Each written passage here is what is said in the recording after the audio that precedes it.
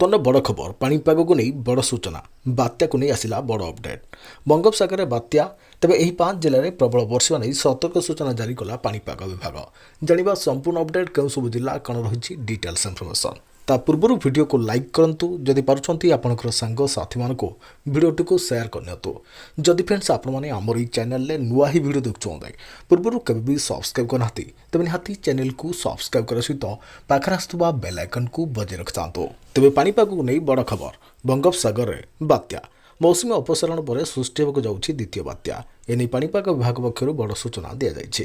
बात्या दानार प्रभाव एजाए मनरू लिपि नथिबा बेले एबे बंगोपसागर डराइलाणी आउ एक बात्या गभीर अवपत्रे परिणत होता लघुचाप बात्यार परिणत होगा नहीं सूचना देछि पाणीपाग विभाग तेज बंगोपसागर दाना बांधुछि बात्या आसंता काली अर्थात नवेम्बर 27 तारिख में सृष्टि हो बात्या तेज मौसुमी अपसारण पर सृष्टि हो द्वितीय बात्या तेज आज दक्षिण पश्चिम बंगोपसागर गभीर अवपत्रे परिणत होछि अवगत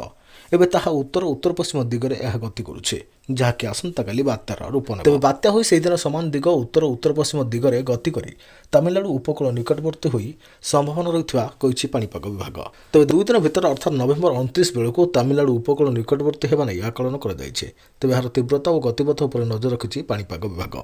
संभाव्य बात्यार प्रभाव केते रहिबो एवं लैंडफॉल बेले केते पवन बहिबो किंबा वर्षा हेबो से नै परवर्ती समय सूचना देबो पाणीपाग विभाग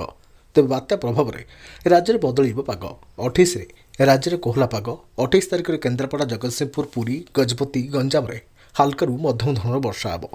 सेहीपरि नवेम्बर 29 बालेश्वर भद्रक केन्द्रापड़ा जगतसिंहपुर गंजाम गजपति में हाल्कू मध्यम धरण वर्षा उपकूल संलग्न जिले में कोहला पाग देखा मिल संभाव्य बात्या प्रभाव में दिन तापमात्रा ह्रास घट 30 और 31 उपकूल ओडिशा समेत दक्षिण ओडिशा रे हाल्कू मध्यम धरण वर्षा रही